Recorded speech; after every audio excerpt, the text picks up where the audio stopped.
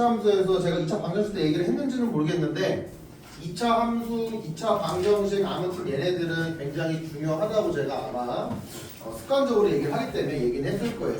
근데 이 중요한 이유가 왜냐하면 다음에 나오는 애들이 치환해서 얘네로 바꿔서 문제를 푼다 라고 제가 말씀을 여러 번 드렸을 텐데 굉장히 중요합니다. 출발할게요. 2차 함수라는 거는요, y는 2차식의 꼴로 나와 주셔야 됩니다. 여러분들 이제는 미룰 수가 없습니다. 2차 함수 단원에 왔기 때문에 이제 여러분들 숨겨진 수학의 좀 진실을 좀 말씀을 드려야 될 것 같은데, 여기 있는 2차식을 봤을 때 뭐가 떠오르시나요?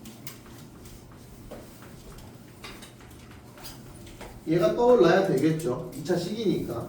근데 여기서 사실은 뭐가 추가돼야 되냐면 당연히 A가 0이면 안 되겠죠. 그죠?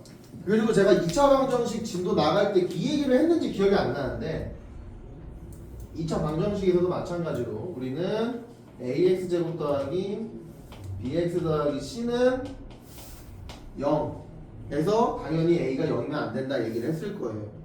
오케이? 그리고 그 얘기는 안 했을 것 같은데 여러분 이제 오늘 2차 함수를 제대로 배우고 난 이후로부터는요 는 0을 봤을 때 아 2차 방정식이구나 라고 생각하시면 안 됩니다. 얘는 물론 이런 애들을 2차 방정식이라고 부르긴 해요. 근데 우리가 2차 함수를 배우는 그 순간부터는 얘는 y는 ax제곱 더하기 bx 더하기 c구나 라는 걸 떠올리셔야 되고요. 그러면 여기 뒤에 있는 요 0은 y는 0을 떠올려 주셔야 됩니다. 그래서 둘이 같다 라고 하는 요 뜻, 이 등호의 뜻은요 비교해 달라는 얘기예요. 이해되십니까? 비교해서 그래서 교점에 대한 유무를 물어보는 거예요. 교점이 있냐 없냐. 무슨 말인지 이해되십니까? 두 개의 함수를 비교하는 거야. 얘는 여기까지만 좀 알아두시면 좋을 것 같아요. 그래서 실제로 우리가 이거에서 뭐 하죠? AX제곱 더하기 BX 더하기 C는 0 써놓고 교점 갖고 뭐 쏠라쏠라 나왔어. 그 교점의 뜻이 뭐야? 사실 2차 방정식에서는 x값 아니니? 그래서 그 x값의 개수가 2개냐 1개냐 혹은 허분 2개냐 그런 거 물어봐서 판별식이 들어가잖아. 맞아요? 그래서 여기서 뭐가 나오냐면은 요 함수 부분에서는 이 함수하고 2차 함수하고 y는 0하고 비교해가지고 교점이 몇 개냐 하는 거 똑같이 나오는 거예요. 그래서 교점이 어떻게 되는데? 라고 했을 때 이렇게 정리하신 다음에 뭐 들어가요? 판별식 들어가잖아. 0보다 클 때, 0일 때, 작을 때. 방정식에서는요 얘네들이 각각 x값들을 나타내는 거였고 실균인지 허분인지, 함수에서는 얘네가 뭐라고 나오는 거냐면 그래서 얘네 둘이 노란 놈과 파란 놈이 뭐 하겠다고 판별식이 0보다 크면 교점이 2개라는 거고, 판별식은 0이라는 얘기는 교점이 1개라는 거고, 그럼 당연히 완전 제곱식도 되겠죠. 그 다음에 판별식보다 작다는 얘기는 교점이 없다라고 생각해 주시면 되겠습니다. 오케이? 요 판별식 관련된 내용 오늘 거 사실 좀 까먹을 수도 있다고 봐요. 사람이니까 100% 기억할 수는 없겠죠. 이거 하나만 기억 좀 해주세요. 여기서부터 여기까지 제발 부탁드릴게요. 물론 다 기억하면 베스트지만 오케이 수학 포기하고 그래도 학원비 냈으니까 저 학원비에 대한 보답으로는 얘만 부탁드릴게요. 지나가는 고2 애들이 질문할 때 그거 물어봅니다. 선생님 기억은 나는데 판별식인 것까지는 기억이 나는데 뭔지가 모르겠어요. 무슨 말인지 이해되십니까? 제발 여기까지 해주셔야 됩니다. 한 별씩까지. 그리고 특히 이 내용은요. 그래서 이제 교점 유무 물어봐가지고 이제 교점 계속 찾는 거 요거는요. 우리 나중에 2차 부등식에서도 엄청 많이 실어요. 그래서 저 같은 경우는 여러분한테 뭐 모든 공식을 외우라고 하지 않고 보통 저는 이제 그림으로 좀 설명을 하는 편인데 특강에서도 많이 내가 그림으로 얘기하잖아. 그 공식 잘 안 쓰고 저는 공식을 잘 안 외워요. 맨날 그냥 그림으로 하는 편이어서 이런 거 좀 그 중에 외워야 되는 건 예입니다. 이해되시죠? 네, 뭐 이렇게 될 거고요. 그리고 이제 2차 함수에서 더 나아가자면은 사실은 판별식까지 나왔으면 우리 2차 방정식에서도 판별식은 나왔거든요. 근데 이제 2차 함수에서는 뭐가 나오냐 또 2차 방정식에 근 나오죠. 근. 예를 들면 이런 거겠죠. 그림을 좀 그려볼까? 이런 식으로 이제 2차 함수가 있고요. 그리고 x축을 이렇게 한번 그려보겠습니다. 그러면 그때 우리가 2차 함수하고 이 x축하고의 교점을 대부분 알파랑 베타라고 둡니다. 오케이? 그랬을 때 우리가 이 알파랑 베타를 구하는 방법이 뭐냐면 여기 나와 있는 요 x축이 y는 0입니다. 이거 y는 0이 사실 x축이야. 자, 아무튼 이거를 구하기 위해서 어떻게 식을 써야 되냐면은 이 fx가 ax제곱 더하기 bx 더하기 c라고 했을 때 실제로 이렇게 같다라고 두고 푸는 거예요. 아, fx라는 ax제곱 더하기 bx 더하기 c가 있는데 누구랑 비교하겠다? x축이랑 비교하겠다. 그 x축 이름 뭔데? y는 0. 그래서 여기다가 0을 적어주시는 거예요. 이렇게 만들어 놓은 다음에 이 전체 식의 x값을 알파랑 베타라고 두는 거예요. 그때 그 알파랑 베타가 여기 알파랑 여기 베타가 되는 겁니다. 오케이. 그리고 2차 방정식에서 제가 말씀을 드렸다시피 알파 베타가 나왔으면 뭐부터 해라? 근과 배수의 관계 무조건 나와 주셔야 된다라는 거.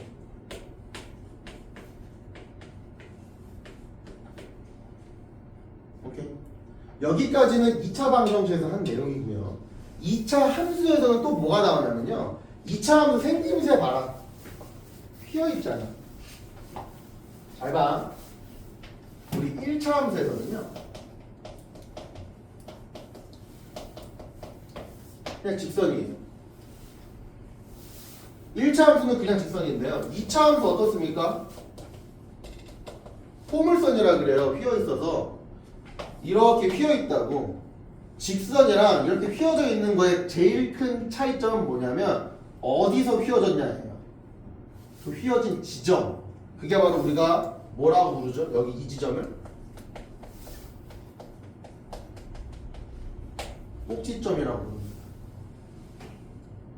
꼭지점이라고 부르고요. 이 꼭지점에 예를 들어서 이 꼭지점이 A, B라고 했을 때 여기서 나와 있는 요 A가 하는 역할이 뭐냐면 이 2차 함수의 가운데 축이라 그래서 대칭축이라 그래요. 그 축을 X는 대문자 A라고 두고 문제를 푼다. 이게 언제 배운 거라고? 중3 때 배운 거라고. 그럼 당연한 얘기겠지만 여기 나와 있는 요 2차 함수도 축을 구하셔야 되는데 이 축이 어디냐면요. 꼭지점의 x좌표 바로 여기라고. 그래서 꼭지점을 구할 건데 꼭지점의 x좌표 즉 축인데 우리가 그 축을 외울 때 얘를 보고 축을 바로 구할 수 있도록 외우는 공식이 하나 존재하는데 그게 바로 x는 마이너스 2a분의 b예요. 외워주셔야 됩니다. 근데 이 마이너스 2a분의 b 어디서 많이 본 것 같지 않니? 어디서 많이 봤어요? 이거 내가 설명했을 걸 나 설명 안 했을 리가 없는데 여기서 봤잖아. 마이너스 a분의 b 똑같이 생겼다고 반띵이라고. 그래서 얘는 사실은 뭐랑 같은 거라고? 2분의 알파 플러스 베타랑 같은 거라고. 가운데라고. 여기 정 가운데. 아 그래서 여기서의 축은 여러분 삐뚤빼뚤인데 얘가 아무튼 축인데 얘는 x는 2분의 알파 플러스 베타를 하겠다는 얘기예요. 그럼 여기서부터 좀 더 발전하게 되면 나 이 얘기도 했네. 기억나네. 좀 더 발전하게 되면은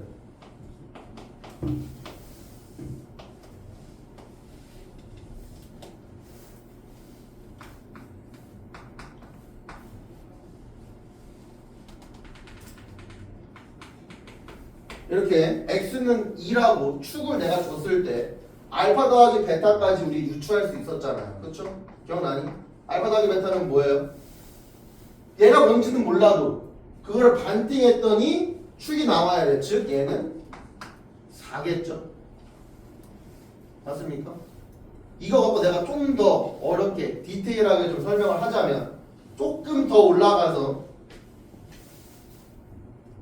한 이쯤이겠죠. 이쯤 선 하나 대충 그려놓고 여기에 x좌표를 대문자 a라고 여기에 x좌표를 대문자 b라고 했을 때 얘도 마찬가지로 다른 건 모르겠고 대문자 a 더하기 대문자 b가 얼마여야 된다? 4여야 된다. 이게 2차 함수의 특징이다 라는 것까지 가져갈 수 있을 것 같습니다. 이해되십니까? 왜 이럴 수밖에 없냐면 2차 함수는 이 가운데 축을 기준으로 대칭돼야 돼요. 무조건 대칭이 돼야 되는 상황에서 길이가 같기 때문에 가운데도 똑같이 동일하다는 얘기예요. 그래서 합이 같을 수밖에 없다. 이해되십니까? 이렇게까지 진행하면 되겠고요.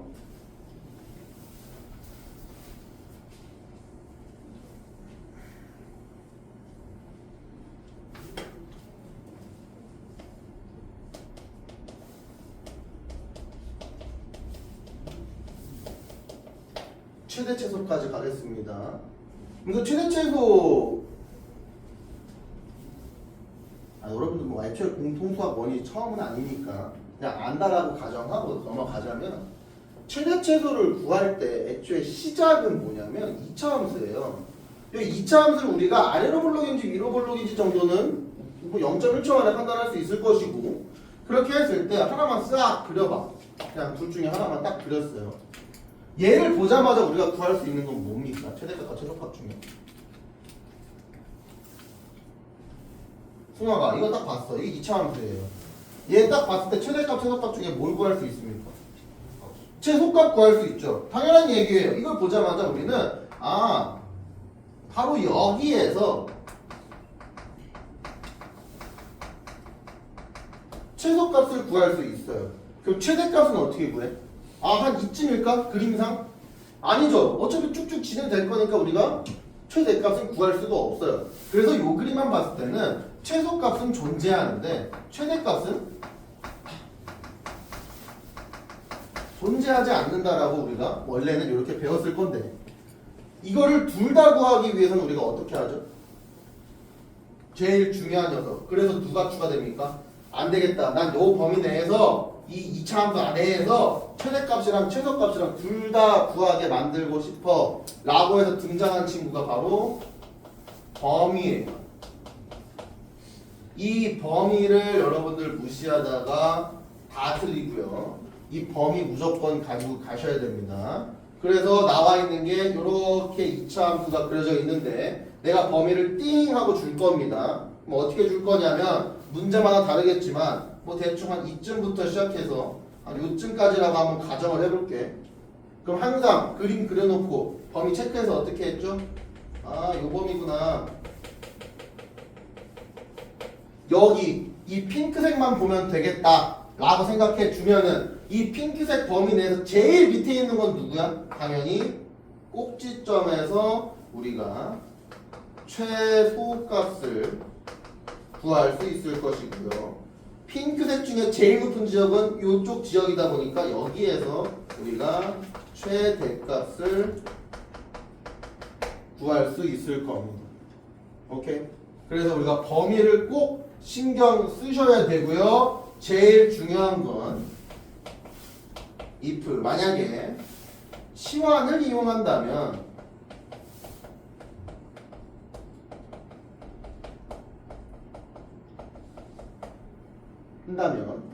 치환한 녀석도 치환 범위를 구해야 한다. 범위를 구하자. 요거까지 같이 우리가 필기를 하도록 하겠습니다. 오케이. 2차 함수에서 중요한 내용은 다 다룬 것 같아요.